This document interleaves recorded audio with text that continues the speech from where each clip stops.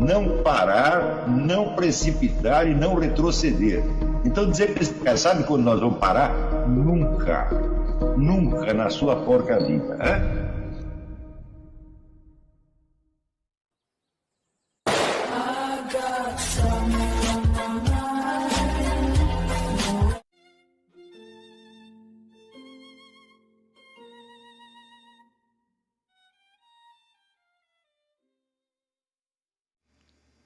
E aí pessoal, tranquilo?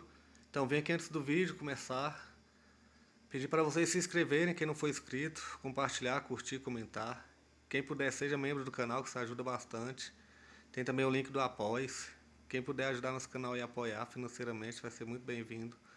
Mas o mais importante é transmitir o conteúdo e os conhecimentos do professor Olavo de Carvalho para mais e mais brasileiros. Então compartilhe e ajude aí nossa causa. Muito obrigado a todos os membros, apoiadores do canal. Fico muito feliz. Tenho certeza que a gente está no caminho certo. Então fiquem com o vídeo e até mais. Valeu! O Pedro tinha um amiguinho que dizia: sou burro com muito orgulho, e morreu baleado pela polícia. Então, evidentemente, é uma coisa contraproducente. Então nós nos apegamos de algum modo a nossa inteligência, porque nós não temos outro farol de orientação na vida. Não adianta você confiar no instinto, nem nas ordens superiores, nada disso vai resolver o seu problema. Sempre você vai precisar usar sua inteligência de algum modo para tentar se orientar na situação. Mesmo que você pretenda, por exemplo, seguir uma autoridade, seguir um líder, ou seguir uma religião, bom, você ainda vai precisar da inteligência para entender o que ele está dizendo e para saber se você está seguindo corretamente ou não. Então, simplesmente nós não temos escapatória. Desistirmos da inteligência é como se fosse um urso que desistisse das garras dos dentes, ou uma águia que desistisse das asas. No entanto, vamos dizer, as forças principais da nossa civilização se voltam contra a inteligência humana, e não é de hoje. Muitas ideias, elas se impregnaram de tal modo na nossa cultura que elas nos parecem naturais, de algum modo. Uma delas é de que nós não conhecemos a realidade, nós conhecemos apenas fenômenos ou aparências, e na verdade o mundo real, suposto mundo real, é muito diferente daquilo que nós vemos. Nós podemos mais ou menos datar a origem disso de um filósofo escocês chamado David Hume, bem que essa não fosse a intenção de Hume, né? A maior parte da obra do Hume é dedicada justamente à crítica do conhecimento humano. E, somando tudo, ele prova que é impossível você conhecer qualquer coisa. Ele diz, por exemplo, que nós temos sensações, nós temos impressões e temos pensamentos, mas nós não temos nenhuma prova de que por trás disso exista um eu pensante, um eu consciente. De fato, não temos.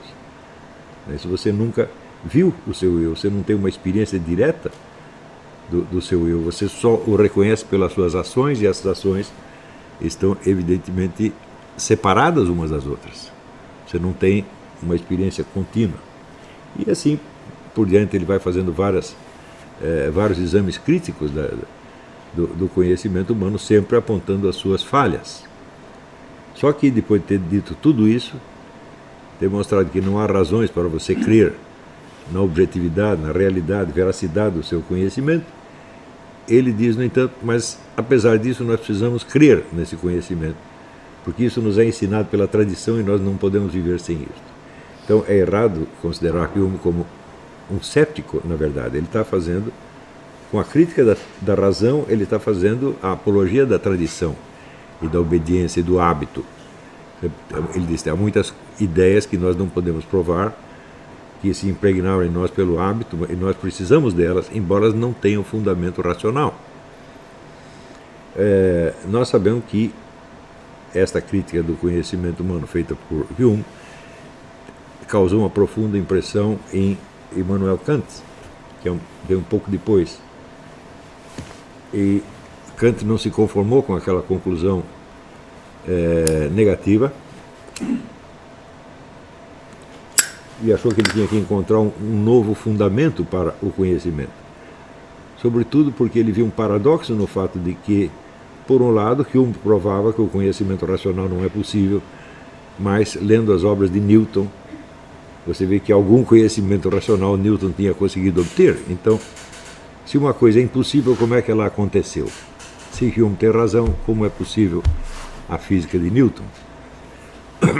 Então, tentando localizar um novo fundamento para a credibilidade do conhecimento científico, Kant descobre que acredita descobrir que esse fundamento não está na objetividade do conhecimento, no fato de que ele reflita a realidade das coisas, mas ele está dado na própria estrutura da razão humana. Essa estrutura se define por uma série de pré-condições do nosso conhecimento. Algumas dessas pré-condições determinam o formato do nosso conhecimento racional, e um outro conjunto de pré-condições determina o formato da nossa percepção sensível. Isso aí que ele vai chamar as categorias. Quer dizer, existem categorias da percepção sensível e categorias da razão. E fora dessas categorias nós não conhecemos absolutamente nada. Só que essas categorias, elas dizem respeito ao nosso conhecimento, ao nosso modo de conhecer, e não à realidade do mundo, donde ele conclui que nós só conhecemos aquilo que chega a nós no formato adequado da nossa estrutura de percepção ou da estrutura da nossa razão. Ele chama isso de condições a priori. A priori quer dizer o que vem antes. Antes de qualquer ato de conhecimento, essas condições, esse quadro que molda e limita o nosso conhecimento já está dado na nossa cabeça de uma vez para sempre. E ele é igual para todos os seres humanos. Então, daí a famosa conclusão dele de que nós não conhecemos as coisas em si mesmas, mas apenas a sua aparência fenomênica. A aparência fenomênica, de fato, é uma redundância, porque fenômeno quer dizer aparência, né? Então nós pegamos esses dados externos que não refletem, diz ele, a estrutura real das coisas, mas apenas o nosso modo de conhecer.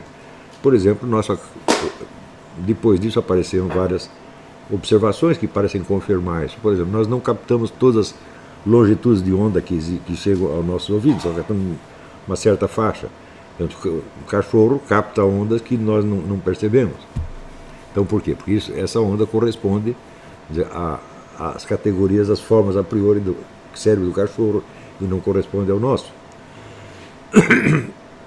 Portanto, todo o nosso conhecimento é apenas uma vasta coleção de aparências, da qual nós não podemos saber se ela é real ou não. Nós podemos saber apenas se ela é adequada ao estado atual dos conhecimentos científicos.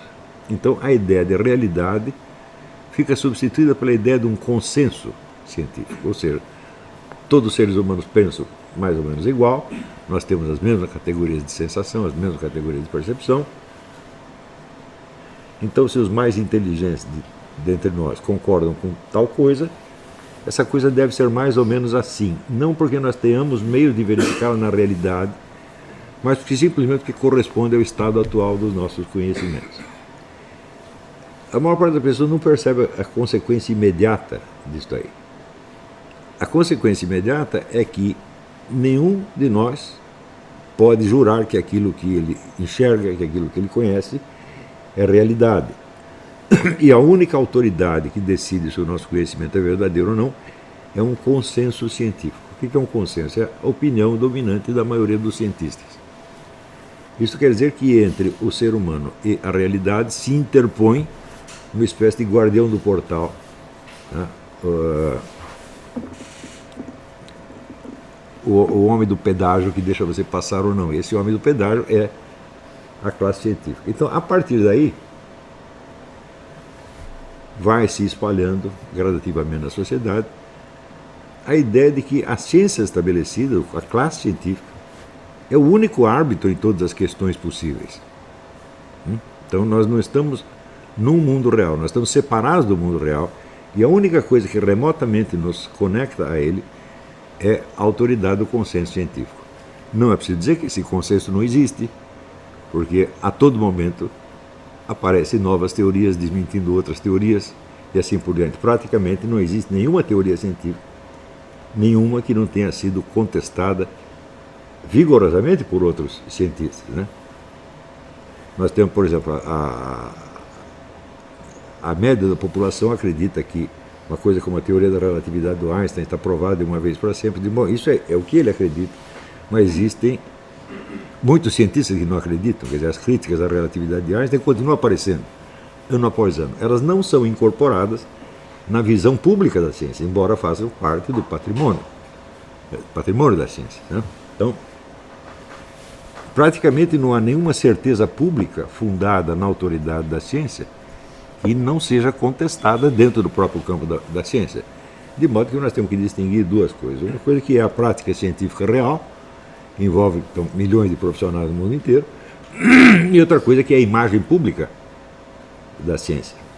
Veja, não por coincidência, se você perguntar que matéria ensina o professor Richard Dawkins, ele é catedrático de imagem pública da ciência. É isso que ele ensina, né? Isso quer dizer que ele sempre se apoia numa imagem pública como fundamento dos seus argumentos. Mas esta imagem pública ela é sempre, evidentemente, enganosa, porque faz parte da própria natureza da atividade científica, ela está continuamente se criticando e se renovando, de maneira que nós podemos dizer que não existe nenhuma teoria científica que foi provada de uma vez para sempre. Simplesmente nenhuma. Existe apenas aquela que é aceita pelo consenso, e isto para o cidadão comum que passa pelo nosso sistema de educação vale como se fosse não propriamente uma realidade, mas um substitutivo adequado da realidade. Ora,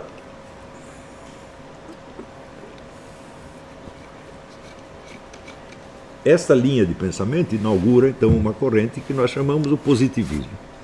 O positivismo é formulado imediatamente por Augusto Comte. Esse nome é dado por Augusto Comte, mas na verdade o positivismo não é senão um kantismo mais ou menos adaptado.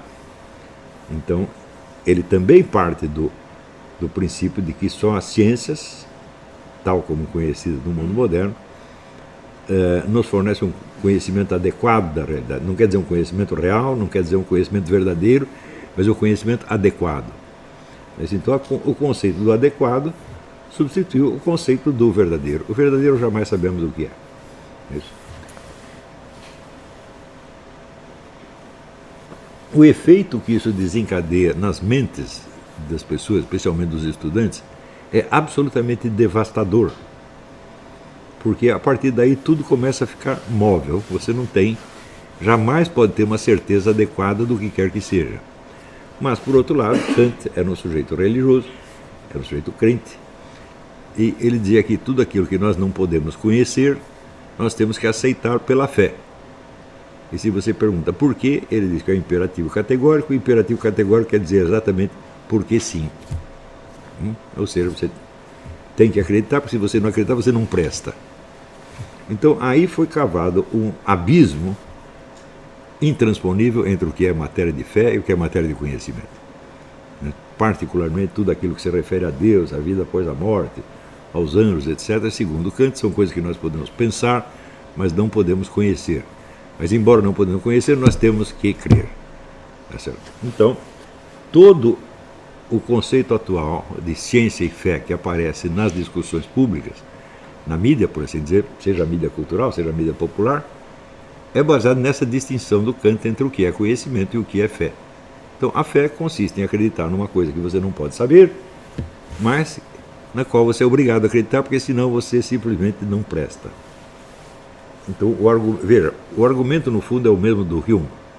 Há coisas que nós não podemos conhecer, mas nós temos que conhecer, porque sem elas nós não podemos viver. Então, onde o Hume colocava o poder da tradição e do hábito, Kant coloca a autoridade da fé. Não é isso? Então, é claro que isso cria um problema terrível, porque se você pega a Bíblia e pergunta por que você acredita nisso, ele diz, porque é a palavra de Deus. E se você perguntar, mas por que você acredita que isso é a palavra de Deus? Aí não tem mais jeito. Não tem nenhuma maneira objetiva de você sair desta discussão. Então existe, por um lado, a autoridade do irracional e e, por outro lado, a falta de autoridade do racional, que é substituída pela autoridade do consenso científico, o qual, por sua vez, não existe. Qual é o efeito que você acha que o sujeito educado neste sistema acaba sofrendo na sua mente? Hein? Qual seria, por exemplo, dentro desse contexto, a diferença entre o sujeito inteligente e um burro? Se os dois dependem de um consenso externo e os dois só podem se apegar a uma fé irracional, na qual você tem que acreditar porque sim. A mim me parece que aí não há mais diferença entre o inteligente e o burro, porque ambos conhecem a mesma coisa, isto é, praticamente nada, exceto aquilo que o consenso científico lhes ordena. Então está imediatamente nivelado. Então, a partir daí, o conceito da inteligência como capacidade de penetração numa realidade e de expressão dessa realidade está acabado uma vez para sempre. Mais ainda, o consenso científico ele é móvel. De ano para ano, as teorias se trocam e às vezes elas nos colocam num beco sem saída. Por exemplo, o sujeito começa a investigar baseado numa hipótese materialista de que tudo que existe é um negócio que ele chama matéria, embora ele não saiba exatamente definir. Primeiro ele define aquilo como algo que ocupa um lugar no espaço e depois ele vê que tem partículas que não ocupam lugar nenhum e não obstante existem.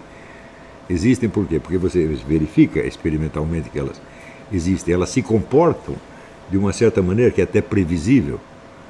Não existe hipótese que tenham sido mais comprovadas experimentalmente do que as da física quântica.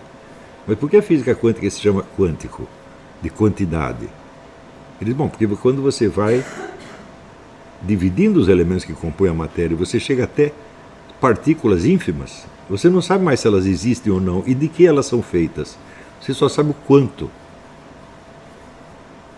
elas contêm, mas quanto do que? Não sabemos. Né? Então, isso quer dizer que o que começa como um materialismo termina com um imaterialismo total. Nós sabemos que tudo que existe materialmente se compõe de partículas cuja materialidade nós não podemos sequer definir e não podemos afirmar, tá certo? E as quais nós só conhecemos pela medição do seu comportamento. Não sabemos o que elas são, não sabemos sequer se existem. E elas têm um modo de existência muito ambíguo, que ora parece existir, ora parece não existir. E, no entanto, vamos dizer, esta é a hipótese mais comprovada do universo. Nenhuma outra hipótese científica foi jamais testada tantas vezes quanto essa. Experimento atrás de experimento, os físicos quânticos provam que eles são capazes de prever o comportamento de certas partículas. E ela se comporta exatamente do jeito que foi previsto. E os experimentos sempre dão certo. Mas nós não sabemos sequer se nós podemos chamá-la de partícula, porque algo para ser parte de uma coisa tem que ela própria ser uma coisa, mas nós não sabemos sequer se as partículas são coisas.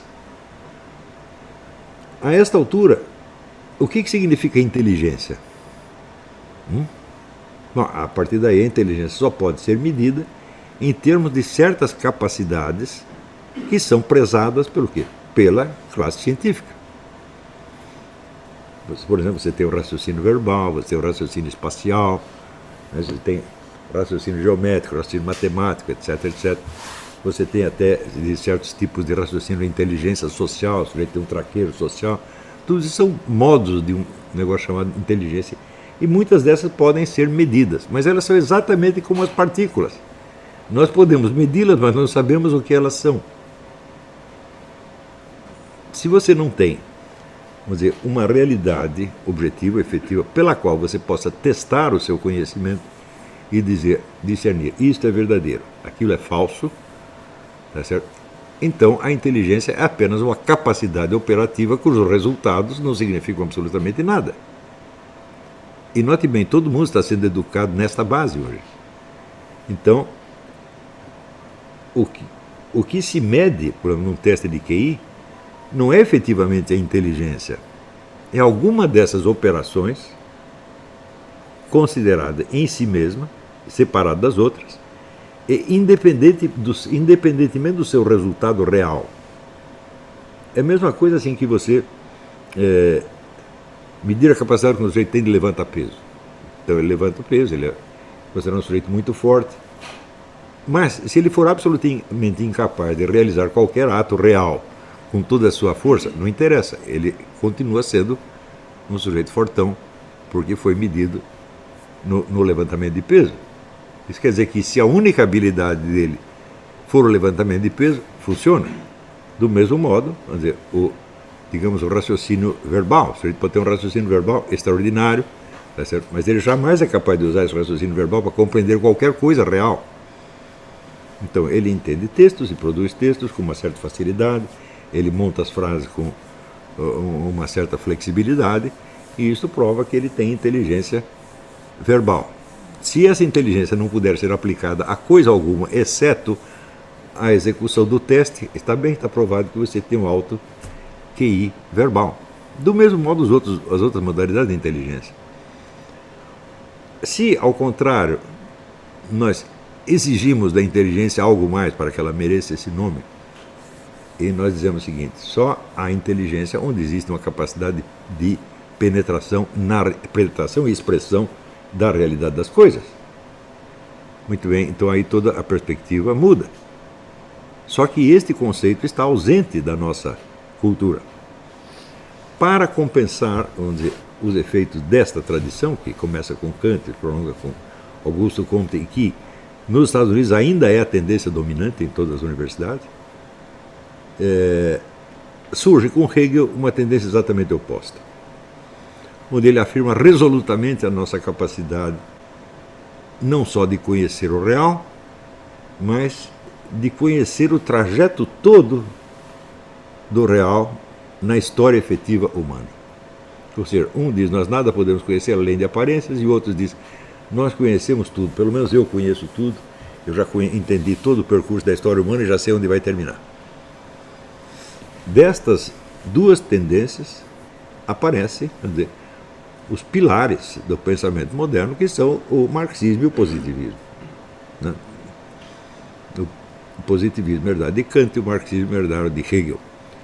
Então, uns não têm conhecimento de nada, a não ser da aparência. Outros já têm o conhecimento de tudo e já sabem tudo no que vai dar, aonde as coisas vão terminar.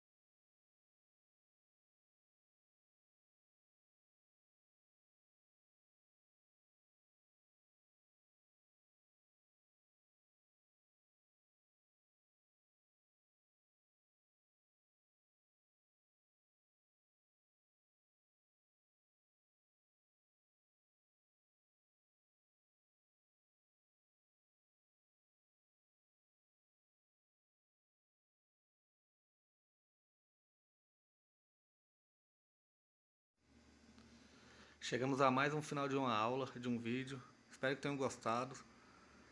Quem não se inscreveu ainda, se inscreva, compartilhe, comente. Ajude nosso canal, apoie, seja membro. E ajude o nosso canal a chegar a cada dia a mais brasileiros que precisam muito do conhecimento do professor Olavo de Carvalho. Então é isso aí, fique com Deus, até o próximo. Valeu! Então é isso aí, pessoal, que é o nosso canal, que são alguns livros que eu já li. A maioria foi doação, mas alguns eu adquiri, professor Olavo de Carvalho. Alguns livros se perderam aí que eu emprestei, professor Alexandre Costa, a Bíblia Sagrada, 10 lições sobre Karl Marx. Indica não ler esse livro, que é muito ruim mesmo. Alguns pensadores aqui que realmente, como o professor Olavo de Carvalho disse, não são pensadores. Valeu, tamo junto aí. Apoie nosso canal, seja membro.